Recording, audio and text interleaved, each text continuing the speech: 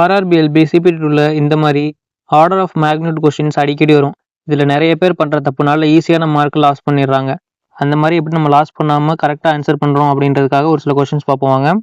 The order of magnitude of 0.00542 is 0.00542வின் வரிசை அளவு என்ன அப்படின்னு கேட்குறாங்க. இந்த கொஸ்டின் பார்க்குறதுக்கு உங்களுக்கு கஷ்டமாக தெரியலாம், ஆனால் ரொம்ப சிம்பிள் தான். எந்த ஒரு நம்பருக்கும் வரிசை அளவு பார்க்கணும் அப்படின்னா, இந்த ஆர்டர் ஆஃப் மேக்னிட்யூட் பார்க்கணும் அப்படின்னா முதல்ல நீங்கள் அதை வந்து சயின்டிஃபிக் நொட்டேஷனாக மாற்றணும்.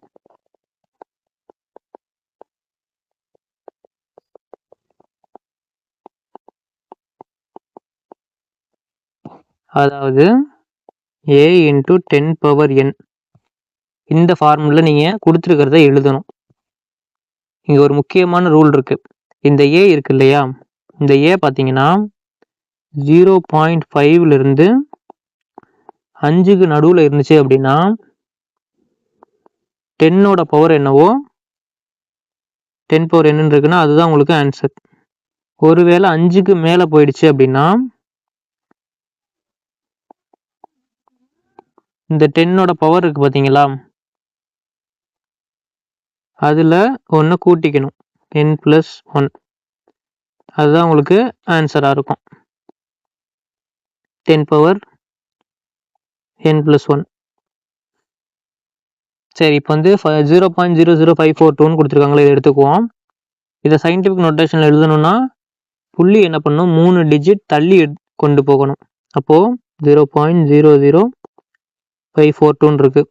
எனக்கு வந்து இந்த மாதிரி எழுதணும். ஸோ நான் என்ன பண்ணுறேன், இதை 3 டிஜிட் தள்ளி எடுத்துகிட்டு வரேன். 1 2 3 அப்படி எடுத்துகிட்டு எனக்கு என்ன ஆகிடும், 5.42ன்னு ஆகிடுமா. அப்போ இந்த 3 டிஜிட் தள்ளி எடுத்துகிட்டு வர்றதுக்கு 10⁻−3ன்னு போட்டுக்கலாமா. ஏன்னா இது வந்து பார்த்தீங்கன்னா இப்போ 5.42 டிவைடட் பை 1000 10⁻−3 நான் எழுதிக்கலாம். இது வந்து உங்களுக்கு இதை நான் எப்படி எடுத்துகிட்டு வந்தேன்றதுக்காக சொல்கிறேன். இப்போ வந்து டிவிஷனில் 1000 இருக்குது அப்படின்னா நம்ம என்ன பண்ணணும், 3 டிஜிட் பாயிண்ட்டை தள்ளி எடுத்துகிட்டு போகணும். 1 2 3 அப்போது 2 zeros வந்துடும். அதனால தான் என்ன பண்ணுறேன், இந்த 3 பாயிண்ட் தள்ளி எடுத்துகிட்டு போயிட்டு 5.42 × 10⁻−3ன்னு எழுதிக்கிறேன். சரி, ஓகே. இப்போ சயின்டிஃபிக் நொட்டேஷன் படி a × 10⁻n ஃபார்மெட்டில் நான் என்ன பண்ணிட்டேன், இதை எழுதிட்டேன். எழுதுனதுக்கப்புறம் நம்ம என்ன பண்ணணும், 2 கண்டிஷன் இருக்குது. 1 2. ஃபஸ்ட்டு கண்டிஷன் 0.52 5ல் ஏவோட வேல்யூ இருக்கான்னு பார்க்கணும். எனக்கு 5.42ன்னு இருக்குது, 5ஐ விட வேல்யூ அதிகமாக இருக்குது. அப்போது பவரில் 10⁻n+1ன்றதை ஆட் பண்ணிக்கணும். அதுதான் நம்மளோட ஆர்டர் ஆஃப் மேக்னிட்யூடாக இருக்கும். இப்போ நமக்கு இருக்கிறது என்ன, 10⁻−3 இருக்குது. எனக்கு 5ஐ விட வேல்யூ அதிகமாக வர்றதுனால பவரில் +1 ஆட் பண்ணிக்கிறேன். அப்போது 10⁻−3 +1 போட்டிங்கன்னா என்ன ஆகும், -2 அப்படின்னு கிடைக்கும். 10⁻−2 அப்படின்றது நமக்கு எங்கே இருக்குன்னு பாருங்கள், ஆப்ஷன் டியில் இருக்குது. ஸோ ஆப்ஷன் டியை சூஸ் பண்ணிக்கலாமா. Which of the following pairs is correct, பின்வரும் ஜோடிகளில் எது சரியானதுன்னு கேட்குறாங்க. இங்கே கொஸ்டின் பார்த்தீங்கன்னா ஒரு சைடு குவான்டிட்டி குறியீடு கொடுத்துட்டாங்க, இன்னொரு சைடு அதோட யூனிட் கொடுத்துட்டாங்க. இப்படி கொடுத்துட்டு எந்த பேர் வந்து கரெக்டாக மேட்ச் ஆயிருக்குன்னு கேட்குறாங்க. ஃபர்ஸ்ட் ஆப்ஷன் பார்க்குறேன், கரண்ட்டு வோல்டேஜ்ன்றது. கரண்ட்டோட யூனிட் என்ன எனக்கு வரணும், ஆம்பியர் தான் வரணும். வோல்டேஜ்னு வந்திருக்கு, அப்போ இது கரெக்டாக தப்பு. நெக்ஸ்ட்டு ஃப்ரீக்வன்சி ஓம் பாருங்கள், ஃப்ரீக்வன்சிக்கு என்ன வரும், ஃப்ரீக்வன்சிக்கு ஹெட்ஸு தான் வரும், ரெசிஸ்டன்ஸுக்கு தான் ஓம் வரும். அப்போ எனக்கு ஆப்ஷன் சியும் வராது. ஆப்ஷன் டி பாருங்கள், ரெசிஸ்டன்ஸுக்கு என்ன வரும், ஓம் வரும், கரண்ட்டுக்கு தான் ஆம்பியர் வரும். அப்போது ஆப்ஷன் டியும் வராது. ஆப்ஷன் பி பாருங்கள், பவரோட யூனிட் என்ன வாட், கரெக்டாக வந்திருக்கு. அதனால் என்ன பண்ணிக்கிறோம், ஆப்ஷன் பி பவர் வாட்ன்ற ஆப்ஷனை சூஸ் பண்ணிக்கிறோம். நெக்ஸ்ட் கொஸ்டின் பாருங்கள், the order of magnitude of 1.6 × 10⁻6 இன் இஸ் டேஷ்னு கொடுத்துருக்காங்களா. 1.6 × 10⁻6 வரிசை அளவு என்ன அப்படின்னு கேட்குறாங்க. ஓகே, இந்த கொஸ்டின் நம்ம முன்னாடியே பார்த்தாச்சு. ஃபஸ்ட்டு என்ன பண்ணணும், சயின்டிஃபிக் நொட்டேஷனில் இதை எழுதணும். சயின்டிஃபிக் நொட்டேஷன்றது உங்களுக்கு என்ன, a × 10⁻n ஃபார்மேட்டுக்கு எடுத்துகிட்டு வரணும். எடுத்துகிட்டு வந்ததுக்கப்புறம் 2 கண்டிஷன் இருக்குது. ஒன்று 0.525, இன்னொன்று 5 விட அதிகமாக இருக்கிறது. 0.525 இருக்குது அப்படின்னா உங்களுக்கு 10⁻n என்ன இருக்கோ அதுதான் உங்களுக்கு ஆன்சர். இது உங்களுக்கு 5 விட அதிகமாக இருக்குன்னா 10⁻n+1 அப்படின்றத போட்டு அதை ஆன்சர்னு எடுத்துக்கணும். இப்போ நான் பார்க்குறேன், எனக்கு ஆல்ரெடி வந்து அது a × 10 என்ற ஃபார்மெட்டில் தான் இருக்குது. அதனால் நான் என்ன பண்ணிக்கிறேன், வேல்யூ பார்க்குறேன். நெக்ஸ்ட்டு 1.6ன்றது 0.652 வந்துடும். அதனால 10⁻n என்ன இருக்கோ அதான் நம்மளோட ஆன்சராக இருக்கும். இங்கே 10⁻n என்ன இருக்குது, 10⁻6 இருக்குது. அப்போ நான் என்ன பண்ணிக்கிறேன், 10⁻6 ஆப்ஷன் டியில் இருக்குது. ஸோ ஆப்ஷன் டியை சூஸ் பண்ணிக்கிறேன். நெக்ஸ்ட் கொஸ்டின் பாருங்கள், 1 electron volt is equal to dash. 1 electron volt என்பது டேஷுக்கு சமம்னு கேட்குறாங்க. முதல்ல இந்த எலக்ட்ரான் வோல்ட்னா என்னன்னு தெரியுமா? ஒரு எலக்ட்ரானை 1 வோல்ட் மின்னழுத்தத்தில் நகர்த்துறதுக்கு தேவைப்படக்கூடிய எனர்ஜி.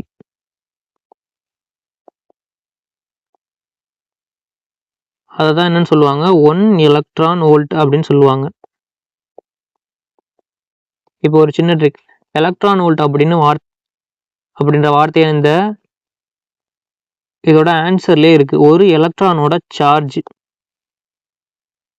என்ன, நம்ம வந்து முன்னாடியே படிச்சிருப்போம் அதை பற்றி. 1.6 × 10⁻−19 கூலும் அப்படின்னு படிச்சிருப்போம். இதே நம்பர் தான் இங்கேயும் வரும். ஒரு எலக்ட்ரானோட வோல்ட் அப்படின்றது ஒரு எலக்ட்ரானோட மின்சுமை மதிப்பிற்கு சமமான எனர்ஜி தான் உங்களுக்கு 1.6 × 10⁻−19 கூலும் அப்படின்றது. இப்போது அப்படி பார்த்தீங்கன்னா இந்த 1.6 × 10⁻−19 அப்படின்றது 1 எலக்ட்ரான் வோல்ட்டுக்கு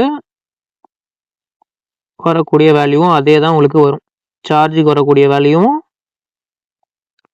1 எலக்ட்ரான் வோல்டேஜுக்கு வரக்கூடிய வேல்யூவும் 1.6 × 10⁻−19 அப்படின்னு இருக்கும். மற்ற ஆப்ஷன்ஸ்லாம் இப்போ கவனிங்க, அதுவும் எக்ஸாமில் அடிக்கடி வரக்கூடியது தான். இந்த 3.6 × 10⁻6 அப்படின்றது உங்களுக்கு 1 யூனிட் கரண்ட், அதாவது 1 kWh வேல்யூ. 1 எலக்ட்ரான் வோல்டேஜ்ன்றது 1.6 × 10⁻−19 எங்கே இருக்குன்னு பாருங்கள், ஆப்ஷன் டியில் இருக்குது. ஸோ ஆப்ஷன் டியை சூஸ் பண்ணிக்கிறேன். இங்கே வந்து பவரில் +19 -19 பார்த்துக்கோங்க. சில நேரம் இந்த +19 -19 கூட கொடுத்து குழப்புவாங்க. நெக்ஸ்ட்டு இந்த 9.8 அப்படின்றது உங்களுக்கு புவியீர்ப்பு முடுக்கம் ஜியோட வேல்யூ. இந்த 4.2 ஜூல் அப்படின்றது உங்களுக்கு 1 கலோரியோட வேல்யூ. நெக்ஸ்ட் கொஸ்டின் பாருங்கள், in one measurement the diameter is 1.308 cm. The significant number is. ஒரு அளவீட்டில் விட்டம் 1.308 சென்டிமீட்டர் ஆகும். குறிப்பிடத்தக்க எண் அப்படின்னு கேட்குறாங்க. கொஸ்டினில் உங்களுக்கு என்ன பண்ணியிருக்காங்க, 1.308 சென்டிமீட்டர் அப்படின்னு ஒரு அளவு கொடுத்துருக்காங்க. இதோட சிக்னிஃபிகண்ட் நம்பர், முக்கிய எண்ணுறு என்னன்னு கேட்குறாங்க. இதை கண்டுபிடிக்கிறதுக்கு உங்களுக்கு 3 சிம்பிள் ரூல் தான். அது என்னென்னா, ஃபர்ஸ்ட் ரூல் பார்த்தீங்கன்னா, நான்-0 டிஜிட் எல்லாமே முக்கிய எண்ணுறுக்கள் தான். 0 இல்லாமல் வரக்கூடிய எல்லா டிஜிட்டுமே இந்த சிக்னிஃபிகண்ட் நம்பரில் வரும் அப்படின்றத உங்களுக்கு ஃபர்ஸ்ட் ரூல் சொல்லுது. 0 இல்லாத நம்பர்ஸ் அப்படியே 1 2 3 அப்படின்னு போட்டுட்டு எக்ஸ்ட்ரா போயிட்டே இருக்கலாம். செகண்ட் ரூல் என்ன சொல்லுது அப்படின்னு பார்த்தீங்கன்னா, 2 நான்-0 நம்பருக்கு நடுவில் between 2 non-0 digits 0 வருதுன்னு வச்சுக்கோங்களேன், அதுவுமே வந்து உங்களுக்கு இந்த சிக்னிஃபிகண்ட் நம்பராக கன்சிடர் பண்ணணும்.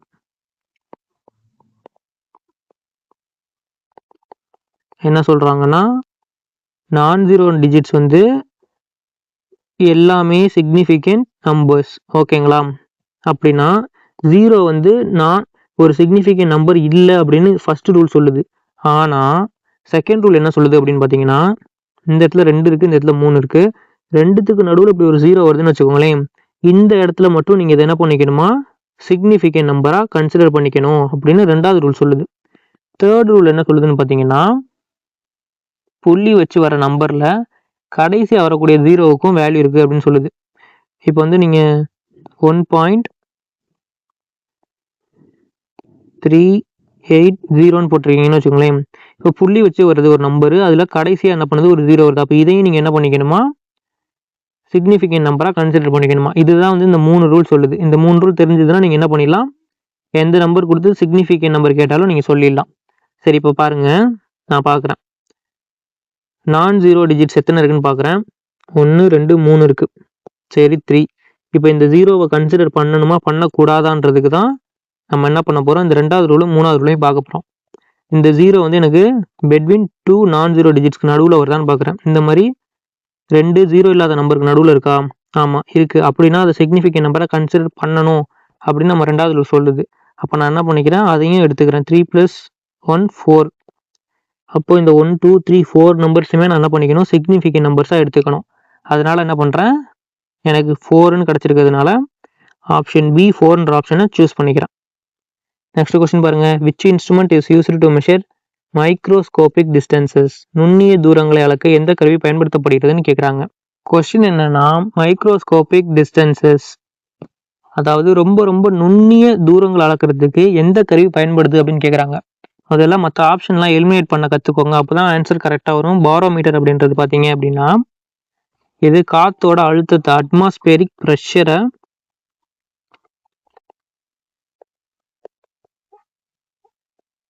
அளக்க உதவுது. ஸோ இது கரெக்டான ஆன்சர் கிடையாது. நெக்ஸ்ட் தெர்மாமீட்டர் பார்த்தீங்கன்னா இது காய்ச்சல் வரும்போது உடம்பு சூடு அளக்கிறதுக்கு நம்ம பயன்படுத்துறது, அதாவது வெப்பநிலை டெம்பரேச்சர் அளக்க பயன்படுத்துறது. அப்போ இதுவும் நமக்கு என்ன பண்ணாது, வராது. ஸோ இதையும் எலிமினேட் பண்ணிக்கிறேன். ஸ்பீடோமீட்டர் பார்த்தீங்கன்னா நம்ம பைக்கில் போகும்போது நம்ம எவ்வளோ ஸ்பீடாக போகிறோம் அப்படின்றத காட்டுறதுக்கூடிய ஒரு மீட்டர். அப்போ இந்த மீட்டர் நமக்கு என்ன பண்ணாது, மைக்ரோஸ்கோபிக் டிஸ்டன்ஸ் அளக்கிறதுக்கு யூஸ் பண்ண முடியாது. இப்போ இந்த வெர்னியர் கேலிபர் பார்த்தீங்க அப்படின்னா மீதி இருக்கிறது இதுதான், ஒரு சின்ன மெல்லிய கம்பி. இந்த மாதிரி ஒரு கம்பி இருக்குன்னு வச்சுக்கோங்களேன். இந்த கம்பியோட டயாமீட்டர் எவ்வளோ இருக்குது, இந்த மாதிரி மைன்யூட்டான அளவு அளக்கணும் அப்படின்னா இந்த வெர்னியர் கேலிபர்ஸு, அப்புறம் வந்து பார்த்தீங்கன்னா இந்த ஸ்க்ரூ கேஜு, இதெல்லாம் யூஸ் பண்ணுவாங்க. அதனால நம்ம என்ன பண்ணிக்கலாம், ஆப்ஷன் ஏவை சூஸ் பண்ணிக்கலாமா. நெக்ஸ்ட் கொஸ்டின் பாருங்க. What is the order of magnitude of time taken by the earth to revolve around the sun? பூமி சூரியனை சுற்றி வர எடுத்துக்கொள்ளும் நேரத்தின் வரிசை அளவு என்ன அப்படின்னு கேட்குறாங்க. சரி, நமக்கு தெரியும் பூமி சூரியனை ஒரு தடவை சுற்றி வரணும் அப்படின்னா உங்களுக்கு 1 வருஷம் ஆகும், அதாவது 365 நாட்கள், டேஸ் ஆகும்.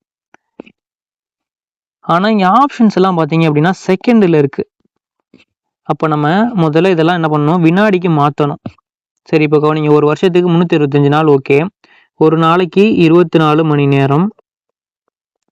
ஒரு மணி நேரத்துக்கு எவ்வளோ வரும், 1 ஹவரில் 60 மினிட்ஸ் இருக்குது. 60 மினிட்ஸை எனக்கு 60 செகண்டில் வேணும்னா ஒரு நிமிஷத்தில் 60 செகண்ட் இருக்குது. அப்போ 60 நிமிஷத்தில் இங்கிட்டு மல்டிபிள் டு 60, அப்போ இந்த சைடும் மல்டிபிள் டு 60. 6 × 6 3600. அப்போ வந்து எனக்கு என்ன பண்ணும், 60 மினிட்ஸ் இந்த பக்கம் இருக்குது. 1 ஹவருக்கு 3600 செகண்டுன்னு நமக்கு தெரியும். எனக்கு தேவை இப்போ 24 ஹவருக்கு தேவை அப்படின்னா நான் என்ன பண்ணிக்கிறேன், இந்த சைடு 24 மல்டிபிள் பண்ணுறேன். அப்படின்னா எனக்கு 24 hour is equal to 24 × 3600 second அப்படின்னு ஒரு நாளைக்கு கிடைக்கும். எனக்கு தேவை ஒரு நாளைக்கு கிடையாது, 365 நாளுக்கு எனக்கு வேல்யூ தேவை. அதனால நான் பண்ணுறேன் 365 × 24 × 3600 செகண்ட்ஸ் அப்படின்னு கிடைக்கும். ஏன்னா 24 ஹவர்ன்றது உங்களுக்கு 1 டே. அப்போ நான் என்ன பண்ணுறேன், 1 டே இங்கே 365 டேஸ்க்கு தேவைன்றதுனால 365ஆல் இந்த பக்கம் மல்டிபிள் பண்ணுறேன், இந்த பக்கம் மல்டிபிள் பண்ணுறேன். அப்படின்னும் போது எனக்கு 365 டேஸ்க்கு எவ்வளோ செகண்ட் வரும் அப்படின்னு நான் கண்டுபிடிச்சிடலாம். இப்போ எனக்கு 365 டேஸ்க்கு நான் எவ்வளோ செகண்ட் வரும்னு எடுத்துகிட்டு வந்துட்டேன். எனக்கு வந்து என்ன கேட்டிருக்காங்கன்னா ஆர்டர் ஆஃப் மேக்னிடியூட் வேல்யூ கேட்குறாங்க. ஆர்டர் ஆஃப் மேக்னிடியூட் வேல்யூ நான் எழுதணும் அப்படின்னா a × 10⁻n என்ற வேல்யூவில் நான் எழுதணும். அதுக்கப்புறம் பின்னாடி இருக்கக்கூடிய அந்த கண்டிஷன்ஸை ஃபாலோ பண்ணணும். ஃபாலோ பண்ணி தான் நான் என்ன பண்ண முடியும், எடுத்துகிட்டு வர முடியும். சரி, இப்போ நீங்கள் வந்து 365 × 24 × 36 பண்ணீங்க அப்படின்னா உங்களுக்கு ஃபைனல் வேல்யூ என்ன வரும், 315,360. பேலன்ஸ் இருக்கக்கூடிய 2 0 அப்படின்னு கிடைக்கும். இப்போ நான் என்ன பண்ணணும், a × 10⁻n ஃபார்மெட்டில் எடுத்துகிட்டு வரணும். அப்படி பார்த்தா நான் என்ன பண்ணுறேன், பாயிண்ட் இங்கே இருக்குது, 1 2 3 4 5 6 7 டிஜிட் என்ன பண்ணுறேன், இந்த சைடு எடுத்துகிட்டு போகிறேன் பாயிண்ட். அப்போ நான் என்ன பண்ணுறேன், 3.1536 × 10⁻⁻7 போட்டுக்கலாமா. ஏன் இப்படி போடுறேன் அப்படின்னா 3153600 டிவைடட் பை 34567. ஓகே, இப்போ வந்து நீங்கள் என்ன பண்ணிடலாம், 30 கேன்சல் பண்ணிடலாம். 1 2 3 4 கீழே டிவிஷனில் இருக்குது பாயிண்ட் அப்படின்னா, கீழே டிவிஷனில் 0 இருக்குது அப்படின்னா நீங்கள் என்ன பண்ணுவீங்க, ஒரு டிஜிட் மூவ் பண்ணுவீங்க. எனக்கு எத்தனை டிஜிட் இருக்குது? 4 டிஜிட் இருக்குது. அதனால் என்ன பண்ணுவேன், 3 1 2 3 4 டிஜிட் மூவ் பண்ணுறேன். அப்படிங்கும்போது எனக்கு என்ன ஆகிடும், 10 to the power -7. அதனால தான் என்ன பண்ணியிருக்கேன், போட்டிருக்கேன். இந்த 10 பவர் 7 கீழே இருக்கும். இந்த 10 பவர் 7 நான் மேலே எடுத்துகிட்டு போயிட்டேன்னா 10 to the power -7 கிடைக்குமா? அதை தான் இங்கே என்ன பண்ணியிருக்கோம், எழுதியிருக்கோம் 10 to the power -7 அப்படின்னு சொல்லிட்டு. சரி, ஓகே. நான் இப்போ என்ன பண்ணிட்டேன், a × 10 power n இந்த ஃபார்மெட்டில் எடுத்துகிட்டு வந்துட்டேன். நெக்ஸ்ட் என்ன பண்ணணும், இந்த ஏவோட வேல்யூ பார்க்கணும். எனக்கு வந்து இது 0.5 to 5 இருக்க ஏவோட வேல்யூ வந்துருச்சு. அதனால எனக்கு என்ன வரும், 10 to the power என்ன இருக்கோ அதுதான் ஆன்சர் வரும். இங்கே ஆப்ஷன் பார்த்தீங்கன்னா சூப்பர் ஸ்கிரிப்ட் பண்ணாமல் வச்சுருக்கேன். இங்கே என்ன வரும்னு பார்த்தீங்கன்னா 10 to the power 5ன்னு வரும், 10 to the power -7, 10 to the power 9 அப்படின்னு வரும். அப்போது 10 to the power -7 அப்படின்றது உங்களுக்கு எங்கே இருக்குது, ஆப்ஷன் பியில் இருக்குது. ஆப்ஷன் பியை சூஸ் பண்ணிக்கலாமா? நெக்ஸ்ட் கொஸ்டின் பாருங்கள். The number of significant figure in 0.00237 into 10 to the power 5 is 0.00237 into 10 to the power 5ல் உள்ள முக்கிய இலக்கங்களின் எண்ணிக்கை என்ன அப்படின்னு கேட்குறாங்க. நீங்கள் மொத்தம் 2 விஷயத்தை கவனிக்கணும். ஃபஸ்ட்டு ரூல் என்னன்னு பார்த்தீங்கன்னா, இந்த 10 power 5 இருக்கு பார்த்தீங்களா, இதை நீங்கள் கணக்கில் எடுத்துக்க கூடாது. ஃபர்ஸ்ட் ரூல் வந்து இதுதான். உங்களுக்கு முக்கிய எண்ணுக்கள் கணக்கில் வரும்போது நம்ம இந்த 10 to the powerல இருக்கிறத மட்டும் கன்சிடர் பண்ணக்கூடாது. உங்களுக்கு ஃபர்ஸ்ட் ரூல் என்ன சொல்லுது, நான் ஜீரோ டிஜிட்ஸ் இதெல்லாம் நீங்கள் என்ன பண்ணிக்கலாம், கன்சிடர் பண்ணிக்கலாம் அப்படின்னு சொல்லுது. இதில் நான் ஜீரோ டிஜிட்ஸ்ன்னு பார்த்தீங்கன்னா 237. அப்போது இதில் 3 இருக்குது. நெக்ஸ்ட் ரூல் என்ன சொல்லுது அப்படின்னா, ஜீரோவை பார்க்கணும். இந்த 2 ஜீரோவை கன்சிடர் பண்ணலாமா? நம்ம ரூல் செகண்ட் ரூல் என்ன சொல்லுது, 2 நம்பருக்கு நடுவில் 0 வந்தால் அதை நீங்கள் கன்சிடர் பண்ணலாம். இல்லைன்னா பாயிண்ட் வச்சு வரும்போது கடைசி 0 வருதுன்னா நீங்கள் அதை கன்சிடர் பண்ணலாம். எனக்கு இந்த இடத்துல நான் பார்க்கும்போது 2 நம்பருக்கு நடுவுலையும் இந்த 0 வரல. ஏன்னா இங்கிட்ட வந்து 2 வருது, இந்த பக்கம் 0 வந்துருச்சு. அதனால நான் இதை கன்சிடர் பண்ண முடியாது. கடைசியில் ஒரு 0 வருதான்னு பார்த்தா அதுவும் கிடையாது. அப்படின்னும் போது நான் அதுவும் எடுக்க முடியாது. ஸோ இந்த 3 ஆப்ஷன் மட்டும் தான் நான் என்ன பண்ண முடியும், எடுக்க முடியும். அதனால 3ன்ற வேல்யூ தான் எனக்கு கிடைக்கும் சிக்னிஃபிகண்ட் ஃபிகரு. ஸோ நான் 3ன்ற ஆப்ஷன் சியில் இருக்குது. ஸோ ஆப்ஷன் சியை சூஸ் பண்ணிக்கிறேன். அப்போது ரொம்ப சிம்பிள். பவரில் என்ன இருந்தாலும் அதை விட்டுருங்க. முன்னாடி இருக்கக்கூடிய 0வை இந்த மாதிரி வருதுன்னா அதையும் விட்டுருங்க. இடையில இல்லை கடைசியில் வரக்கூடிய 0வை மட்டும் தான் நம்ம கணக்கில் எடுக்கணும். அதனால தான் என்ன பண்ணியிருக்கோம், ஆப்ஷன் சியை சூஸ் பண்ணியிருக்கோம்.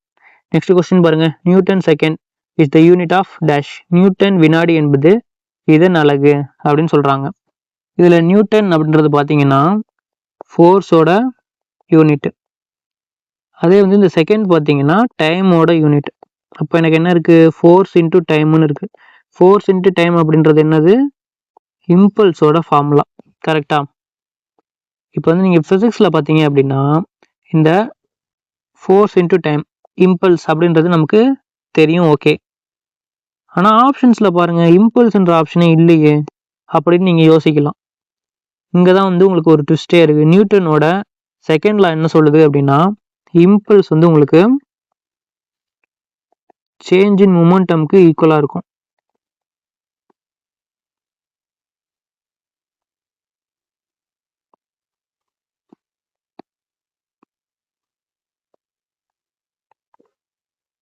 இப்போ மொமெண்டமோட யூனிட் பார்த்தீங்க அப்படின்னா கிலோகிராம் மீட்டர் பை செகண்ட். இதையே தான் நம்ம நியூட்டன் செகண்ட் அப்படின்னு சொல்லுவோம். ஸோ நான் என்ன பண்ணிக்கிறேன், ஆப்ஷன் டியை சூஸ் பண்ணிக்கிறேன். இப்போ மற்ற ஆப்ஷன்ஸ்லாம் பாருங்கள். பவருன்றது உங்களுக்கு பவரோட யூனிட் என்ன, வாட்டு. டார்க்கோட யூனிட் என்ன, நியூட்டன் மீட்டர். ஒர்க்கோட யூனிட் பார்த்தீங்கன்னா ஜூல். நெக்ஸ்ட் கொஸ்டின் பாருங்கள். Which of the following has no unit. பின்வருவனவற்றில் எதற்கு அலகு இல்லை அப்படின்னு கேட்குறாங்க. கொஸ்டின் என்னன்னு பார்த்தீங்கன்னா, கொடுத்துருக்கக்கூடிய 4 இதில் எதுக்கு வந்து உங்களுக்கு யூனிட் வராது அப்படின்னு கேட்குறாங்க. இப்போ ஒவ்வொன்றா செக் பண்ணுங்கள். ப்ரெஷருக்கு என்ன, ப்ரெஷர் பாஸ்கல். ப்ரெஷரோட யூனிட் பாஸ்கல்னு நமக்கு தெரியும். அப்போது ஆப்ஷன் ஏ வராது. நெக்ஸ்ட்டு டிஸ்டன்ஸ் பாருங்கள். டிஸ்டன்ஸ் வந்து உங்களுக்கு மீட்டர் அப்படின்ற அளவால் நம்ம அளப்போம். அப்படின்னும் போது நமக்கு இதுக்கும் யூனிட் இருக்குது, டிஸ்டன்ஸும் வராது.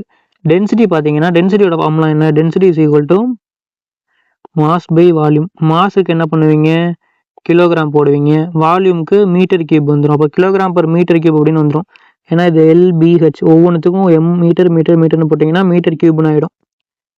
மாசுன்றது ஒரு வெயிட்டாக இருக்கும், அதனால அதை என்ன பண்ணுவீங்க?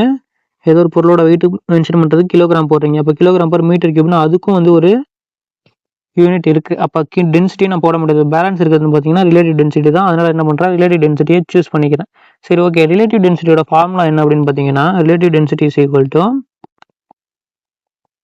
density of substance divided by density of water அப்படின்றது. சரி, இப்போ வந்து இதில் எப்படி வந்து யூனிட் வராது அப்படின்னு சொல்கிறாங்கன்னு பார்த்தீங்கன்னா டென்சிட்டியோட ஃபார்முலா என்ன? சரி, மாஸ் பை வால்யூம். அப்போ வந்து மாஸ் பை வால்யூம் நீங்கள் என்ன யூனிட் போடுவீங்க? கிலோகிராம் பர் மீட்டர் கியூப்னு போடுவீங்க. அப்போ எனக்கு மேலே வந்து ஒரு கிலோகிராம் பர் மீட்டர் கியூப்னு கிடைக்கும். டிவிஷன் கீழே வந்து டென்சிட்டி ஆஃப் வாட்டருக்கும் நீங்கள் என்ன பண்ணணும்? டென்சிட்டி தானே போட போகிறீங்க. அப்போ டென்சிட்டிக்கு திரும்ப என்ன போடுவீங்க? ஒரு கிலோகிராம் பர் மீட்டர் கியூப்னு போடுவீங்க. இப்போ நான் என்ன பண்ணுறேன்? கிலோகிராம் பர் மீட்டர் கியூப் மல்டிப்ளிகேஷனில் போட்டு இதை அப்படியே நான் மேலே எடுத்துகிட்டு போகிறேன் அப்படின்னா உங்களுக்கு என்ன ஆகும்? மீட்டர் கியூப் பை கிலோகிராம்னு ஆகுமா? அப்படியே தலைகீழ் ஆகும் மல்டிப்ளிகேஷனில் எடுத்துகிட்டு வரும்போது டிவிஷன்லேருந்து. Kilogram kilogram cancel, metre cube cancel. இப்போ எனக்கு இந்த இடத்துல எல்லாமே கேன்சல் ஆகிடுச்சு, யூனிட்டே இல்லை. அதனால தான் என்ன பண்ணுறோம்? நோ யூனிட் அப்படின்ற ஆப்ஷன் கேட்கும்போது ரிலேட்டிவ் டென்சிட்டின்ற ஆப்ஷனை சூஸ் பண்ணிக்கிறோம். உங்களுக்கு இந்த வீடியோ பிடிச்சிருந்துச்சுன்னா லைக் பண்ணிக்கோங்க. அப்படியே நம்ம பேரசன் அகாடமி சப்ஸ்கிரைப் பண்ணிட்டு பக்கத்தில் இருக்க பெல் மேலே கிளிக் பண்ணி ஆர்டர் செலக்ட் பண்ணிக்கோங்க. Thank you friends. நெக்ஸ்ட் வீடியோவில் பார்க்கலாம்.